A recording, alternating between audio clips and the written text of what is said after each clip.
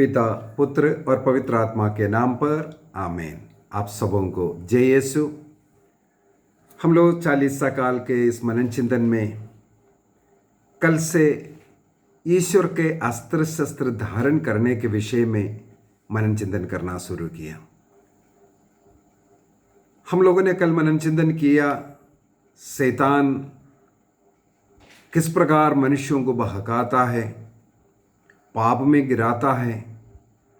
वो आकाश के एक दुष्ट शत्रु है, सिंह की तरह दहाड़ने वाला है।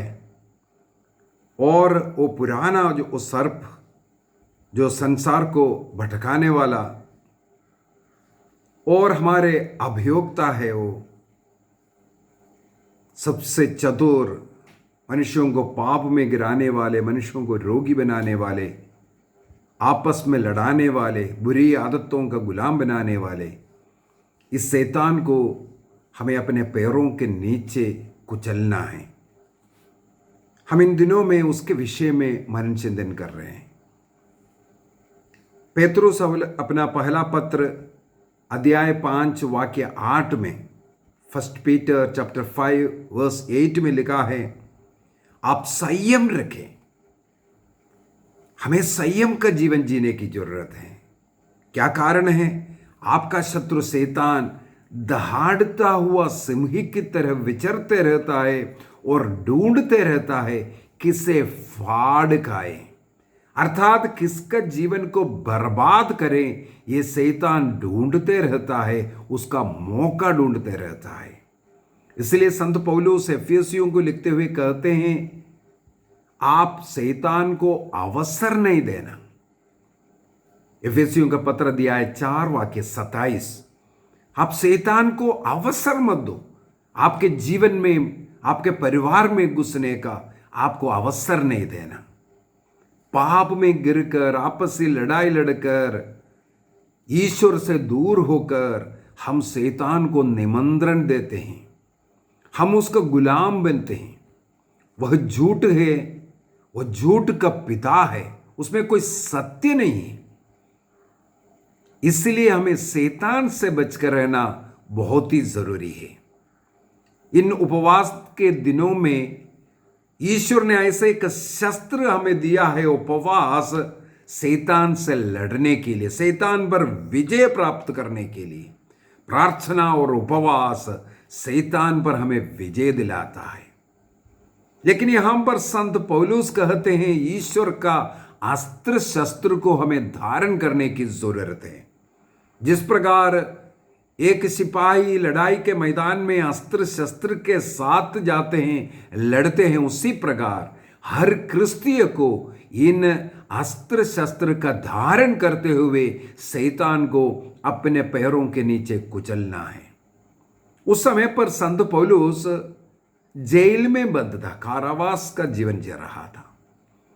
जब जेल के कोठरी में पड़े पड़े संत पौलुस ने दरवाजे पर खड़े रोमी सिपाही को देखा।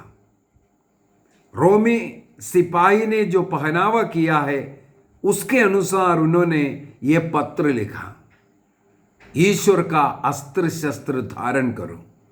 जो रोमी सिपाही का यदि हम लोग फोटो देखेंगे, उनका वस्त्र किस प्रकार का है, क्या क्या पहना हुआ है, हाथ में क्या रखा है, उसके अनुसार संत पौलुस यहां 6 अस्त्र शस्त्र के विषय में बता रहे हैं।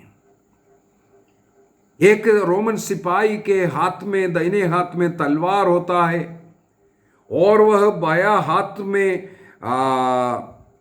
ढाल पकड़ कर रखता है। उनके पैरों में जूते होते हैं, उनके सिर पर टोप होते हैं और उनके पूरे शरीर को ढकते हुए कवच बना हुआ है और उनके कमर में बेल्ट बांधा हुआ है। इसको देख करके, इस वस्त्र को देख करके, 6 वस्त्र को देख करके, जो पहनावा को देख करके संत पौलुस हर क्रिस्तीय से कहते हैं, शैतान की धूर्तता को का सामना करने के लिए, शैतान को अपने पैरों के नीचे कुचलने के लिए, शैतान को हमारे जीवन से निकालने के लिए आपको भी तैयार रहना है इन अस्त्र शस्त्रों का धारण करते हुए। इन 6 अस्त्र शस्त्र में यदि मैं पूछूं कौन सा अस्त्र शस्त्र एक सिपाही के लिए सबसे जरूरी है, कोई कहेगा तलवार जरूरी है, कोई कहेगा उनके लिए ढाल की जरूरत है, कोई कहेगा वो जो अपने शरीर में पूरा पहना हुआ वो जो कवच है वो उसकी सुरक्षा करेगा, तब कोई कहेगा उसके सिर का हेलमेट उसको बचा सकता है। इस प्रकार नाना प्रकार का जवाब हमें मिलता है। लेकिन यहां पर संत पौलुस लिखते हैं एक सिपाही के लिए सबसे जरूरी है उसका कमरबंद, उसका बेल्ट। हम लोगों के लिए तो सबसे लास्ट का स्थान बेल्ट का होता है। मैं पहले फौज में काम करता था। यदि हमारे भारतीय एक सैनिक को लड़ाई के मैदान में जाने के लिए जो तैयार हुआ एक सैनिक को अगर देखें, उसके पास भी कुछ इक्विपमेंट्स पहना हुआ मिलेगा। उसने जो कुछ पहना है उसका सब कनेक्शन उसका बेल्ट के साथ है। उनका पहना हुआ वस्त्र पहने हुए, उनके पैर में अच्छे जूता पहना हुआ है और जूते के ऊपर पैंट्स के साथ बांध करके एक और बांध कर रखता है ताकि कोई स्नेक बाइट ना हो, ऐसा कोई बिच्छू या कोई ऐसा जो चीज़ है उसको जो शरीर में घुस करके ना काटे, इसलिए एंगल में पहनने वाले एक एंगलेट होता है, बूट है, एंगलेट है। इसके बाद उसके कमर में बेल्ट पहनाता है, सिर में हेलमेट पहन कर रखा हुआ मिलेगा। इसके बाद उसके सामने 2 पोचस कहते हैं जो बेल्ट में बांध कर रखा है, जिसके अंदर गोलियों को भर कर रखते हैं, मगजिन में गोलियां भर कर रखते हैं। उसके बगल में एक पीठ में एक पैक08 है, उसके अंदर कपड़ा है, सोने के लिए मच्छरदानी है, कंबल है, दरी है, ये सब उसके अंदर भर कर रखा हुआ है। और उसके एक साइड में उसके लिए हवरसाक बोल करके भोजन रखने का एक बैग मिलेगा और दूसरे साइड में उसको पानी पीने के लिए पानी का एक बोतल मिलेगा। इस प्रकार उसकी रक्षा के लिए गोलियां और उसको खाने पीने का साधन और उसको सोने का साधन, ये सब इस लड़ाई के मैदान में जाने वाले सिपाही के शरीर में बांध कर रखा हुआ है। किसके साथ है? बेल्ट के साथ वो सब कुछ जोड़ कर रखा है। इसलिए बेल्ट को एक बेसिक इक्विपमेंट कहते हैं। यदि एक सिपाही स्टेडी मार्च करना है, जब भी मार्च पास्ट होता है उसके कमर में बंधा हुआ बेल्ट टाइट बांधता है। उनके अधिकारी आकर के उसके पेट में बेल्ट के अंदर हाथ घुसाड़ करके देखे, अगर हाथ घुस गया उसी हाथ को निकाल करके उसको चाटा मार करके बोलेगा इसको टाइट बांधो। अर्थात एक सिपाही के कमर में बांधने वाला बेल्ट एकदम टाइट होना चाहिए। हम लोगों को सिखाया गया एकदम पेट को अंदर की तरफ खींच करके इसके बाद बेल्ट को टाइट करने के विषय में, ताकि एक सिपाही अच्छी तरह मार्च कर सके। फौज में किसी सिपाही को यदि गिरफ्तार करना है उसे हथकड़ी नहीं लगाते हैं, बल्कि उसका बेल्ट खोलने के लिए कहता है। अर्थात जिस सिपाही का बेल्ट निकाल दिया गया है, बेल्ट खोला हुआ है, वो कैद सिपाही है। अभी संत पौलुस उस रोमन सोल्जर को, सिपाही को देकर के कहते हैं, एफेसियों का पत्र अध्याय 6 वाक्य 14, एफेसियंस चैप्टर 6:14, आप सत्य का कमरबंद कस करके रखो। आपका जो कमरबंद है एकदम टाइट किया हुआ होना चाहिए। हमने यही सीखा है, कमरबंद एकदम टाइट बांधना है, तभी एक सिपाही स्टेडी मार्च कर सकता है। यहां पर संत पौलुस कहता है आपका बेल्ट सत्य का बेल्ट है, ईमानदारी का बेल्ट, उसको आपको कस कर रखना है। यदि प्रकाशना ग्रंथ अध्याय 2 वाक्य 10 को हम लोग पढ़ेंगे, रेवलेशन चैप्टर 2:10, वहां पर लिखा हुआ है, आप जीवन के अंत तक ईमानदारी का जीवन जीना है। ईमानदारी से आपको बायां दाहिना ना फटकना है। मृत्यु तक ईमानदार बने रहो, तब जीवन का मुकुट आपको मिलेगा। उस सत्य का कमरबंदों को कस कर रखना है जीवन के अंत तक। जिस व्यक्ति में सत्य नहीं है, ईमानदारी नहीं है, वो शैतान के हाथों में बिखा हुआ है। जैसे फौज में यदि बेल्ट निकाल दिया गया है, वो कैद है। जिसके अंदर सत्य नहीं है, निकाला हुआ है, सत्य निकल गया है, ईश्वर सत्य है, वो सत्य निकल गया है, वो शैतान के हाथ में कैद व्यक्ति है। इसलिए सत्य का इस कमरबंद को कसकर रखना है। हमें सत्य का जीवन, ईमानदारी का जीवन जीना है। यदि हम सत्य में जीता है, ईमानदारी में जीता है, हम झूठा और झूठ के पिता उस शैतान को अपने पैरों तले रोंदता है। हमें इसलिए एक निर्णय करना है। मूसा ने ईश्वर से एक सवाल किया, आपका नाम क्या है? What is your name? Hindi Bible के अनुसार ईश्वर ने निर्गमन ग्रंथ अध्याय 3 वाक्य 14 के अंदर, एक्सोडस चैप्टर 3 वर्स 14 में लिखा हुआ है, मैं सत्य हूं, मेरा नाम सत्य है। ईश्वर ने अपना इंट्रोडक्शन सत्य के रूप में दिया।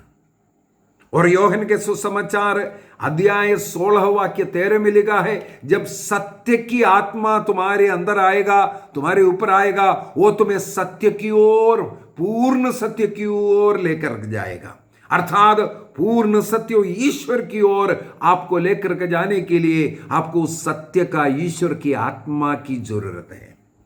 जो व्यक्ति आत्मिक जीवन जीता है, आत्मा में जीवन जीता है, आत्मा से भरा हुआ जीवन जीता है, वो सत्य को नहीं जाने देगा। सत्य के लिए चाहे कितना भी नष्ट होना पड़े, कितना भी खर्च करना पड़ेगा, इस संसार को त्यागना पड़ेगा, वो सत्य से नहीं भटकेगा। छोटे छोटे कर्मों में हम पाप करते हैं, थोड़ा सा पैसे के लिए हम बेईमानी करते हैं। हमें ईमानदार बनना है। लेन देन में हमारा सत्य होना चाहिए। यदि लेन देन में हमारा जीवन सही नहीं है, छोटे छोटे इन कार्यों में हम ईमानदार नहीं हैं, अर्थात हम शैतान के हाथ में हैं। उस झूठ के पिता को अपना पिता मान लिया है। योहन का सुसमाचार 8:44 के अंदर ईसा मसीह ने कहा, तुम अपने पिता की इच्छा के अनुसार चलते हो। वो झूठा है, झूठ का पिता है, उसमें कोई सत्य नहीं है। असत्य के जीवन जीने वाला, शैतान के अनुरूप यदि आप जिएगा, आप अपने शैतान को अपना पिता मान रहा है। ईश्वर आप में निवास नहीं कर रहा है। यदि ईश्वर आप में निवास करता है, ईश्वर की आत्मा, जो सत्य की आत्मा आप में निवास करता है, आप सत्य के जीवन जिएंगे, ईमानदारी का जीवन जिएंगे। आपका बातचीत ईमानदारी का होगा। आपका देखने का ढंग, बोलने का ढंग, ये सब ईमानदारी का होगा। आपका प्रार्थना ईमानदारी से होगा। आपका कामकाज, चाहे आप नौकरी कर रहा हो, आपके घर में कर रहा हो, कहीं भी आप जो भी सेवकाई कर रहा हो, आप ईमानदारी से करेगा। आपके लिए उसके पीछे कोई गलत लक्ष्य नहीं होगा। आप बातचीत में हो, लेन देन में हो और अपने जीवन में हो, सब ईमानदार बनना है। दूसरों को दिखाने के लिए नहीं, बल्कि एक व्यक्ति मुझे देख रहा है, उसको मन में रखते हुए हमें ईमानदार बनना है। कभी कभी हम लोग सोचते हैं कोई नहीं देख रहा है, कोई इस जगह पर नहीं है, उस समय पर हम लोग कभी गलत काम करते हैं। लेकिन ईश्वर का एक नजर जो सूरज से भी तेज है, वो सब कुछ देखता है। इसको मन में रखना जरूरी है। आजकल जगह जगह दुकान कहीं भी जाते हैं, इवन सड़क में भी और कहीं भी ऑफिस में जाएं, हर जगह पर एक पोस्टर लगा हुआ मिलेगा, आप कैमरा के नजर में हैं। यहां कैमरा रखा हुआ है, कैमरा आपको देख रहा है। कई बार उसको पढ़ते वक्त मेरे मन में यही आता है, ओ ईश्वर कहां नहीं देखते हैं। वहां कैमरा का भी जरूरत नहीं, ईश्वर सब कुछ देखता है। जिस व्यक्ति में ईमानदारी है उनके लिए कैमरा की कोई जरूरत नहीं, क्योंकि वो समझता है सब कुछ देखने वाला एक व्यक्ति है। हमें एक निर्णय करना है, इस सत्य का कमरबंद मैं कसकर कर रखूंगा, तब झूठ का, बेईमानी का, दोषारोपण का, बुराई का इस शैतान मेरे पैरों के नीचे आएगा। उसको हमें धूल चखाना है। इसके लिए हमें ईमानदार बनने की जरूरत है। सत्य का कमरबंद कसकर कर रखना। जब इस प्रकार का बेल्ट आप कसकर कर रखता है, आपको लड़ने के लिए आपके पोचस के अंदर बुलेट रहेगा, आपको खाने पीने का सामान आपके साथ रहेगा, आपको पीने के लिए पानी आपके साथ रहेगा, और आपके पीठ में आपका कपड़ा बदलने के लिए और आपको सोने के लिए, आराम करने के लिए वस्त्र, कपड़ा सब रहेगा। जब आप इस बेल्ट को कसकर कर रखा है, यदि वो बेल्ट नहीं है, वो सत्य नहीं है, ना आपको भोजन मिलेगा, ना आपको पानी मिलेगा, सब कुछ आपको बर्बादी में लेकर के जाएगा। आइए हम एक निर्णय करें, सत्य का कमरबंद को कसकर कर रखने का। सत्य को छोड़ करके जीवन नहीं होगा। प्रभु ईश्वर सत्य है, वो सत्य ईश्वर मुझ में निवास करता है। इसलिए मेरे बोली, मेरे देखने का ढंग, मेरा हर कार्य ईमानदारी का होगा, सत्य का होगा। पैसा के लिए, नौकरी के लिए या अन्य किसी के लिए मैं किसी भी प्रकार का घूस, बेईमानी, ये सब ना लेना है ना देना है। निर्णय कीजिए, एक बार निर्णय कीजिए। शैतान आपके पैरों के नीचे आ रहा है। निर्णय कीजिए, सत्य का कमरबंद को जीवन के अंत तक कस कर रखने का। आइए हम प्रार्थना करें। ऐसे लोगों को याद करें जो लोग असत्य का जीवन जी रहा है, झूठ का जीवन, बेईमानी का जीवन जी रहा है। सत्य की आत्मा उनमें आए, उन्हें सत्य की ओर ले चले। अपने परिवार में असत्य का जीवन, झूठ का जीवन, जीवन साथी के साथ झूठ, माता पिता के सामने झूठ, अन्य लोगों के साथ झूठ, जहां नौकरी कर रहा है वहां झूठ, ईमानदारी नहीं। ऐसे लोगों के मन परिवर्तन के लिए प्रार्थना करें। हम सत्य का जीवन जिएंगे। निर्णय कीजिए। पिता, पुत्र और पवित्र आत्मा के नाम पर आमीन। आप सबों को जय यीशु। आप लोगों से एक रिक्वेस्ट भी है, यदि आपको ये क्लास अच्छा लग रहा है, हर रोज एक छोटा सा क्लास आपके लिए डालता हूँ। यदि आपको अच्छा लग रहा है, आपके पास कितना भी दोस्त नंबर है या व्हाट्सएप है, ग्रुप है या फेसबुक है या अन्य कोई भी, उसमें फॉरवर्ड कीजिए। अनेकों लोग इसको देख कर अपने जीवन को सुधार पाए और लोग यीशु वचन को सीख पाए, उसका अर्थ, सही अर्थ उसको समझ पाए। धन्यवाद। पिता, पुत्र और पवित्र आत्मा के नाम पर आमीन।